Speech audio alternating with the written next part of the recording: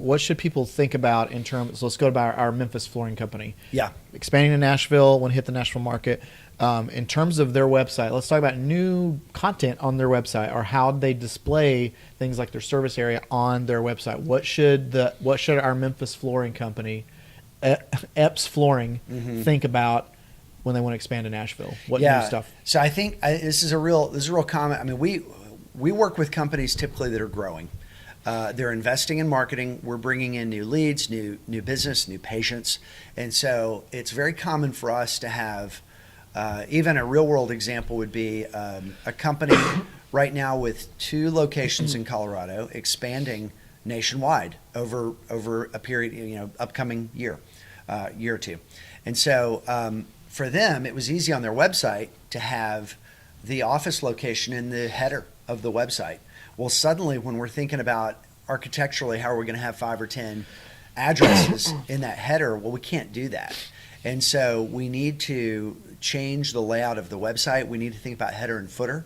And it's good to have as much helpful information like that as you can, as close to the consumer as possible. So if you have 2 or 3 locations, I think it's good to have those in the footer. But once you get above that 5 to 10 locations mark, you've got to throw to a locations page.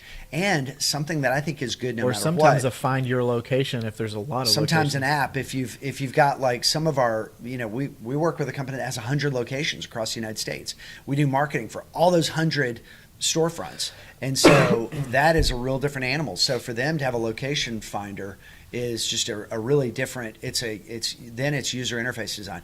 But something I think no matter how many locations there are is good for search engines is a standalone page on your own website for each location. Okay, follow-up question here. Yeah. Expanding to Nashville. Nashville is of course Nashville, but it's also Brentwood. It's also, some of the outlining. It's also Antioch. It's also some of these outline.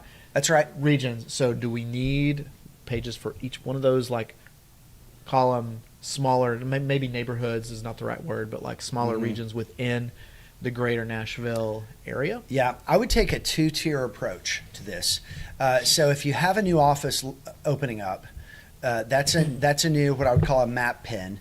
That's going to go in your Google My Business profile. But if you have a new service area open up, that could be a little different, because your street address is one thing, but your service area is something else. So when we're thinking about either that office location page or that service area page on your website, I would make sure that you have all of the local and colloquial identifiers included on that page.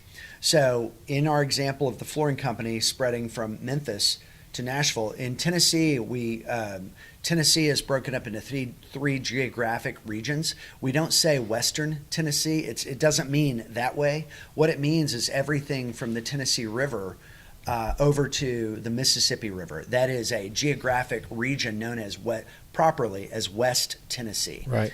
And so I would have phrases like West, or in the one coming to Nashville, Middle Tennessee. If they service an area outside of Tennessee, I would include Mid-South.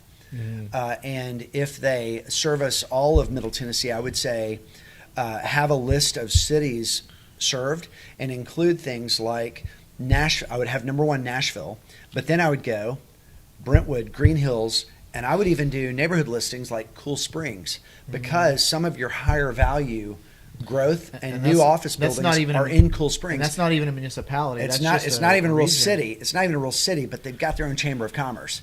If it's got its own chamber of commerce, right, it needs to be a headline on your page. Yeah. And so I would list all those municipalities and colloquial identifiers that people use. You want to use the language of your audience, whatever they're using to identify where they are is what you want to have listed on that location page. Awesome. Let's talk about... and the second tier is, once you do all that, it's okay to consider standalone pages for each of those local identifiers. Right, but don't prioritize I those. wouldn't do that first. Impact. I wouldn't do that first, but yeah, long term, it's okay to have standalone pages. You're not going to link to them or make a user work their way through them to get help, but you can have 100 of those pages created and indexed, and they're going to be number 1 when somebody looks up Cool Springs Flooring Contractor. Yeah, right, like the 3 people that search for that in a quarter. And all of those 3 people are all absolute gold in terms of sales leads.